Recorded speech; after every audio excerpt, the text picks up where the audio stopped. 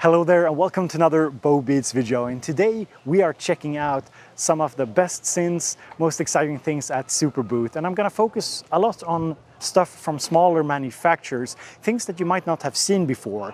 So make sure to watch the entire video because there is a few exciting things that I'm sure you haven't seen. So with that being said, let's go to Superbooth and check out some synths. This year's Superbooth coverage is sponsored by SynthRise, formerly known as KV Gear. They have just released their new SynthRise Adapt stands. They feature a clever design where every component now serves multiple purposes depending on where it's installed. And IQ Multimedia, that recently released their Arc Studio. This little magical box lets you do acoustic room correction for any studio monitors.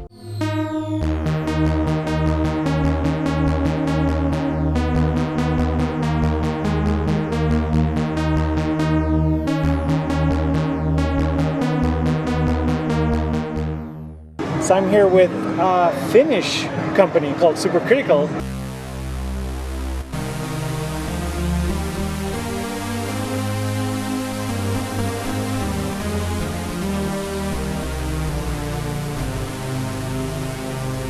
Okay, so our new synthesizer is the REDSHIFT 6. It's a 6-voice analog polysynth.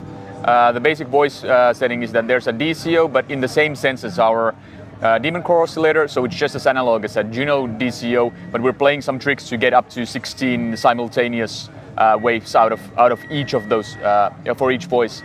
We can do sawtooths, pulse waves. Later on, we'll be able to do some more complicated waveforms.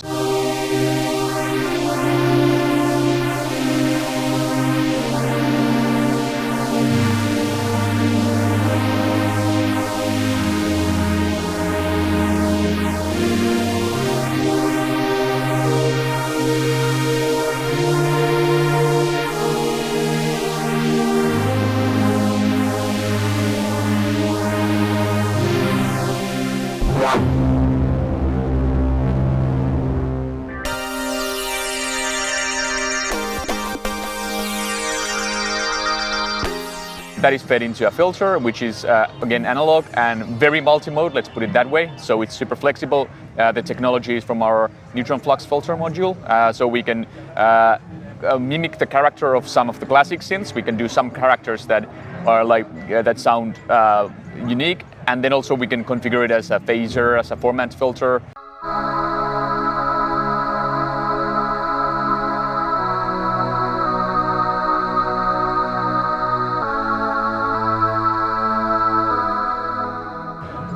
We can do pole mixing similar to the old Oberheims, like Matrix 12 and stuff, and that's fed into a VCA, which goes to which gives you a stereo pan. So basically, you can go to a stereo mix bus, and then you can combine all of this in various ways. There's 4 envelopes, 4 LFOs, and it will be multi-timbral, and you can also use the 16 voices in a sound paraphonically, so you can, for example, do 2 or 3, say, string pads using just 3 voices. You're still left with 3 voices of polyphony to use for whatever you like, and kind of like, you know, an analog, traditional analog poly on steroids. So I'm here checking out the Wiggler from Sound Workshop Music and Instruments.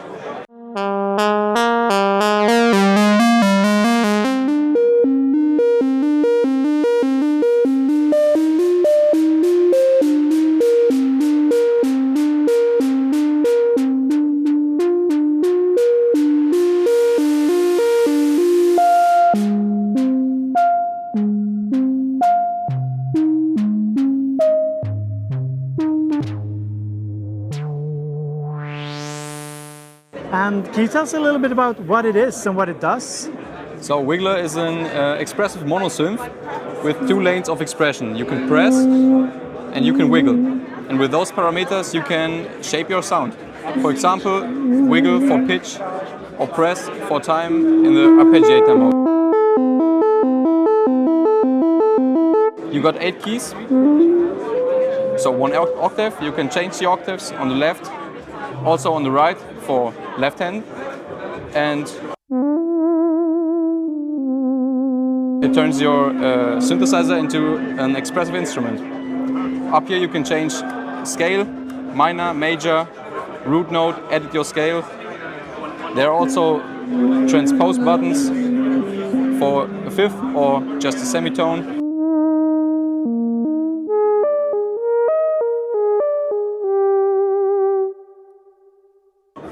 got a basic filter and an oscillator.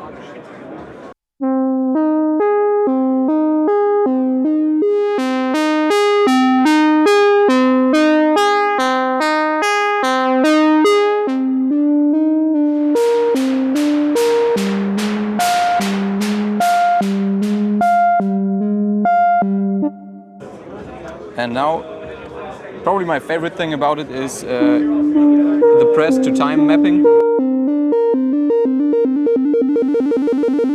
So the more you press, the more it speeds up. Exactly. So you can wiggle the notes affecting the pitch, and you can press it down to affect the actual time. The time of the modulation, I suppose. Exactly. You can also choose the LFO, so it's just cycling one note, and it also affecting the time. You can also map the press to the strike. The strike means this envelope section right here. So this affects the envelope as well. Also the filter is affected by the press. It's, by the way, color coded, so green for press, blue for wiggle, red for the LFO. I'm here with 1010 Music, and they have an interesting little thing that a lot of people have been asking about, so let's check it out. Sure, this is the Nano Case. This is a accessory that you can use with any Nano box. It comes with a snap-on lid that's magnetic and makes it so that you can both carry it and charge it while it's running. So you've got battery indicators here in the front, USB power here in the back, and you can even connect this to your computer via USB and get a MIDI connection. So use it in your DAW, play MIDI out this, and then your output will be available here in the back. What kind of power is in this battery? So it's a 200 milliamp hour battery, which means about 4 hours or less, depending on how much screen brightness you use. Yeah, awesome, thank you.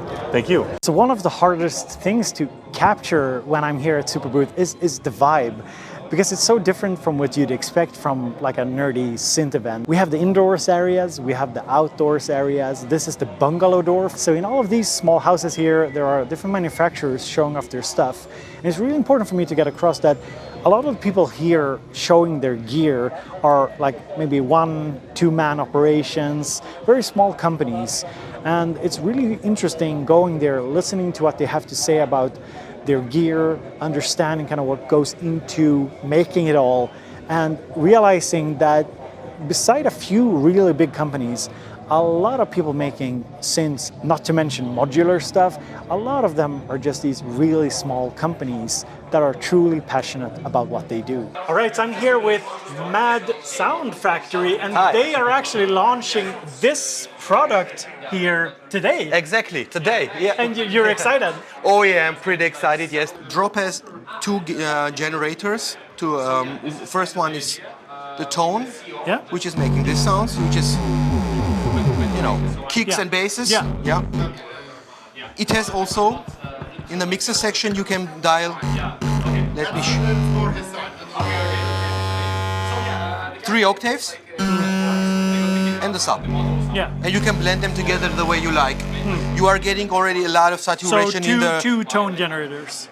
Yeah, exactly. Yeah. I mean, the first one is three VCOs at the same time, Yeah. which you can blend, yeah. And the second one is the noise generator, which has 6 modes. Okay, cool. Yeah, which are modulable. You can modulate everything here, almost everything. Then we have LFO1, LFO2.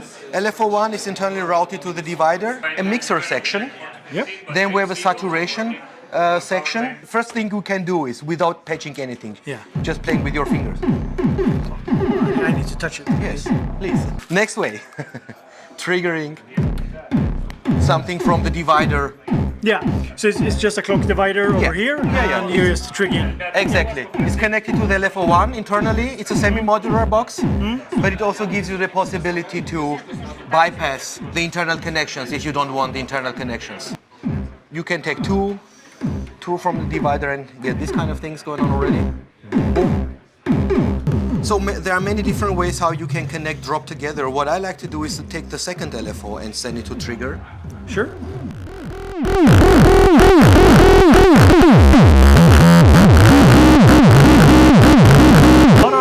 What are those? The displays? Yeah. It's just for show, or? Yes and no. Yes, it looks cool. Yes, right. Yeah. The first one, this one is showing the 6 modes of the noise generator. We have 6 modes. You can switch between six different sounds.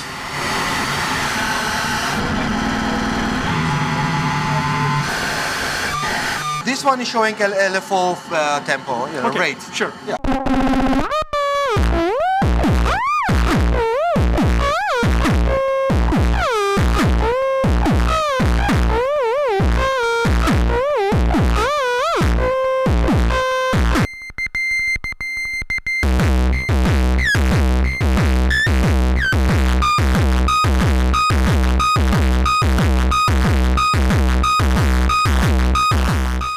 I found a first-time Superbooth visitor, Mr. Oscillator Sync. How are you feeling? Sorry, just the hand, it's just the hand. And over here we have another familiar face, Mark, Hello. Mr. Synth Dad. Hello, hello.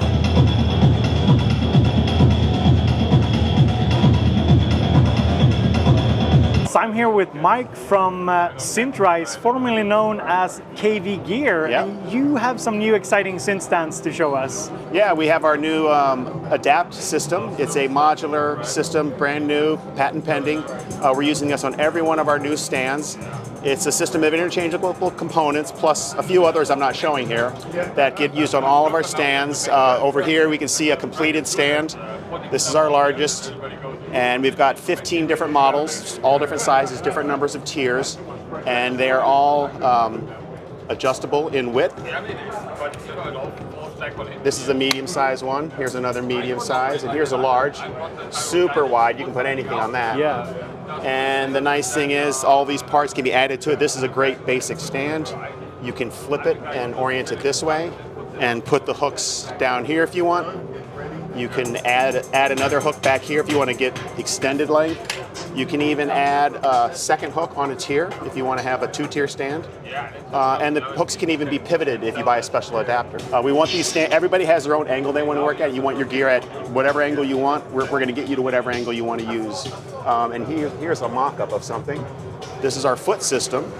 So the feet can be added on to any one of our stands. These are in the wrong color just for easy contrast, but you put the foot on here, you move the screw to different holes, you can change the position of the foot. So what's that? This is our Adapt tier. It's not an adapter, it's an Adapt tier. It's an extra tier you can add on to any of our stands. You have the ability to hook it to a variety of holes, so you can even change the angle. So it fits on all of these stands, and it's adjustable in width also.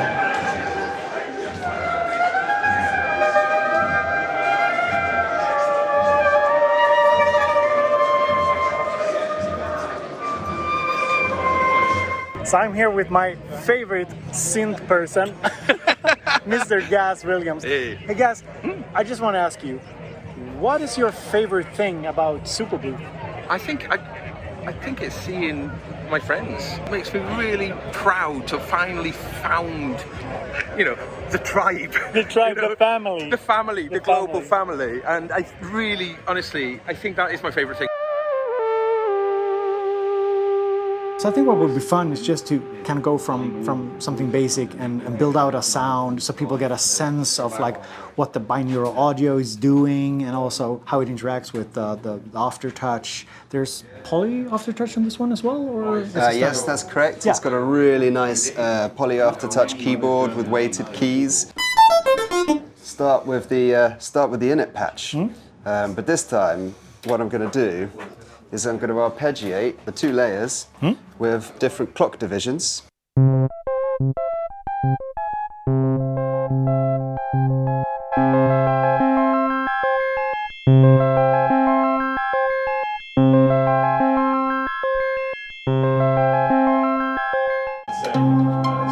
we'll bring in the stereo oscillators.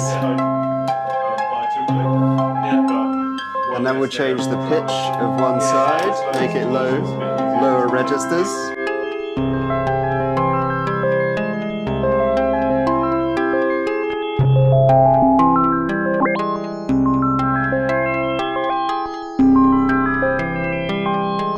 So we've got this really nice evolving sound now. And let's get the aftertouch enabled.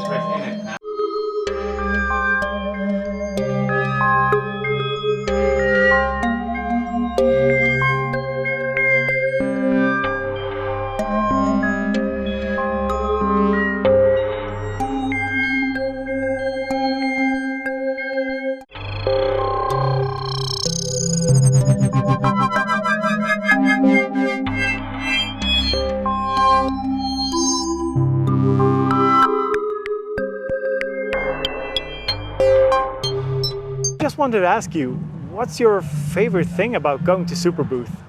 Well, I think it's the people, the community kind of vibe that it is.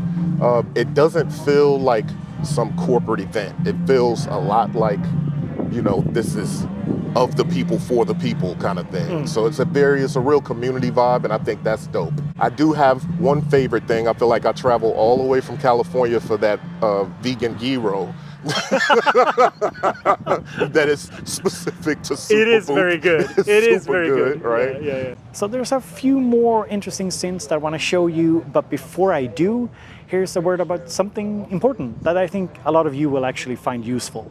Almost every single home studio and even professional studio might benefit from some sort of room correction, and that's where the ARC Studio comes in. To set it up, you first connect the monitor outputs of your audio interface into the ARC Studio. Then you connect the outputs from the ARC Studio into your studio monitors. You connect the ARC Studio to a computer using USB. Then you put the included measurement microphone on a mic boom. You connect the measurement microphone using an XLR to XLR cable because you will need phantom power. You then fire up the ARC4 analysis software and basically follow the on-screen instruction.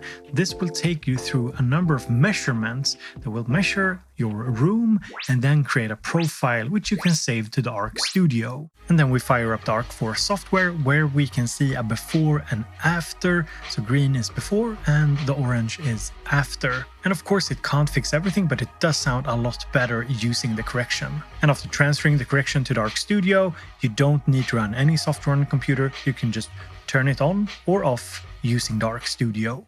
Okay, so I'm here with Body Synths, and you have this cute little thing here that makes some quite excellent little noises. Can you tell us a bit about it? This is the Metal FETISHIST. It's a little percussion synthesizer. It's my first instrument ever.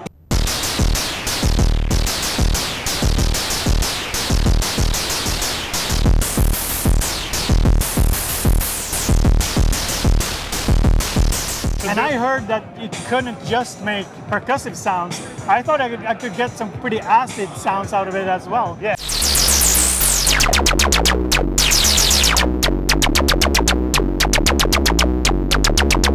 Can you show us a percussive sequence? Yeah, of course.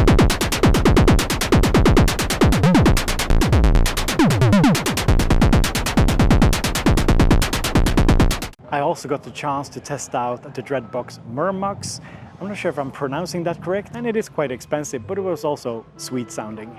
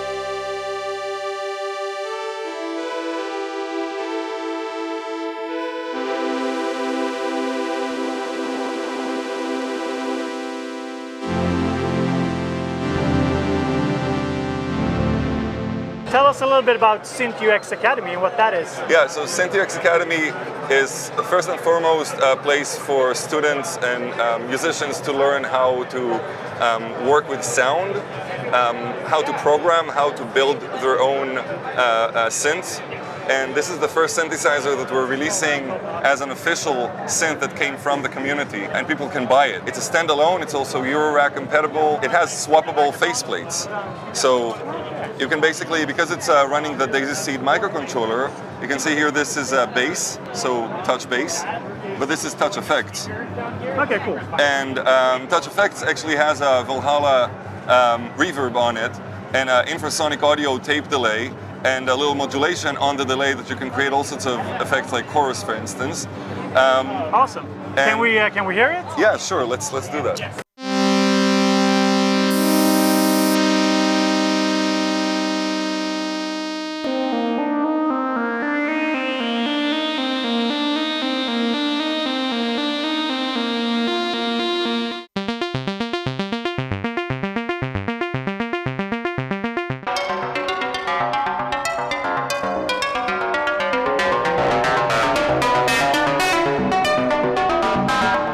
This is Mutable Instruments rings, which we ported into this through the Daisy Seed. So now we have the same arpeggio, but on a string emulation.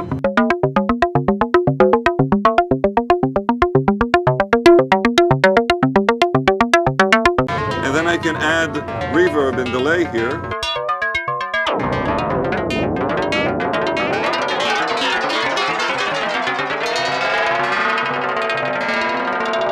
So you're hoping to do more different kinds of software for this hardware? Certainly. So you actually get 4 different faceplates. You can see here with the instrument you get string, and you get effects, and you get bass. So Alex, what's the best thing about Superbooth for you? People.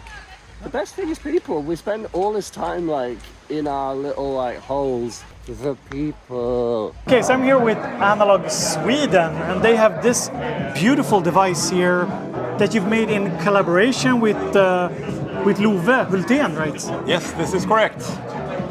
This is the Chrome 2. This is a generative percussive harmonic device, which is a fancy word for a drum machine with melodic parts. Amazing.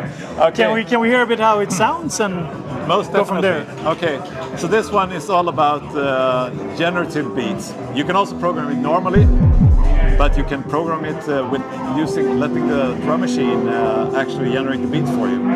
So let's do a simple 4 on the floor beats. Start with that one. I just press 1/4 note and the beat button. Here we have different sound options.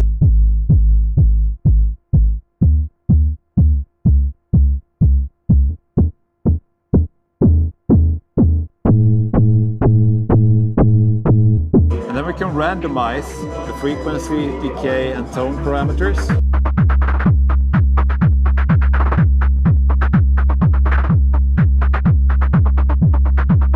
Okay, let's move over to the last channel, which is a bass channel, which is a melodic channel.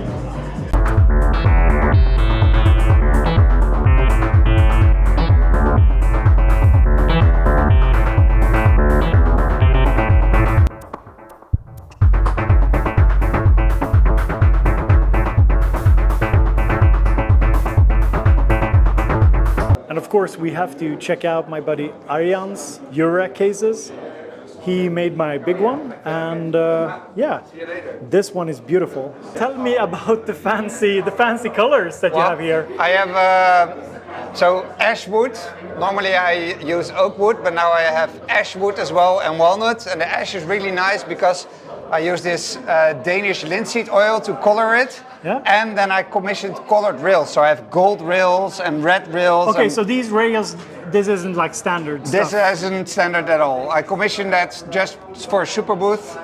I really like the green and green, so they make it unique. So I'm here with an Icelandic company called Love synthesizers. Not changing. And you're showing off. It's the First Love FM synthesizer.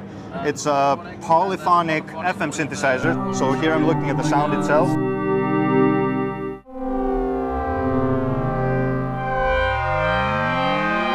Some funky sounds, some wonky sounds.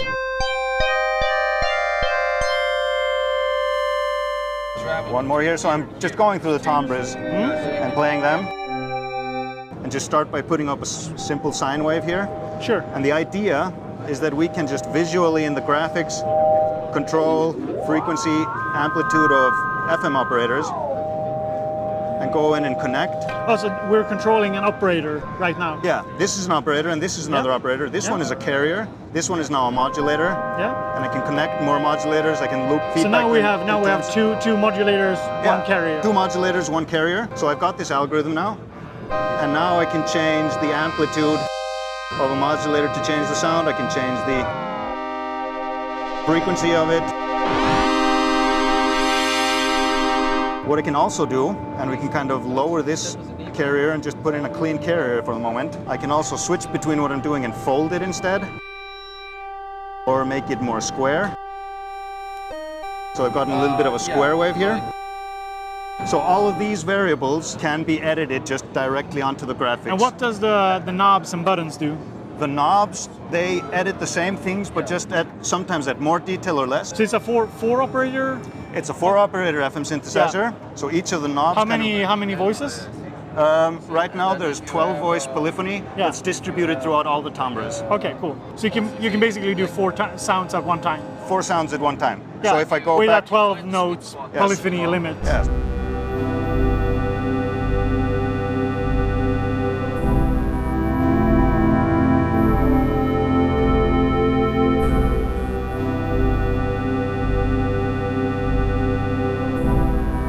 Now here's what I like to call kind of a big thing in this synthesizer. Yeah. I can also say I've edited all these variables, but I can make a new point in time on this timeline, and I'm going to edit the variables only on that timeline.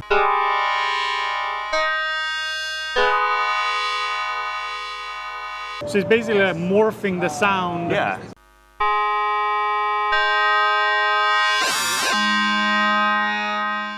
If you made it this far, I have a question for you. Do you like these kind of roundup videos for Superbooth? Let me know. I've been doing it for 5 years now. I'm starting to wonder, is it worth doing? Do you really like them? If so, just let me know down in the comments, because I value your opinion, and I go to Superbooth and cover it for you all at home, so you get a feeling for the event if you can't go, which I know many of you can't. So let me know down in the comments, and as always, have a great day. Talk to you later.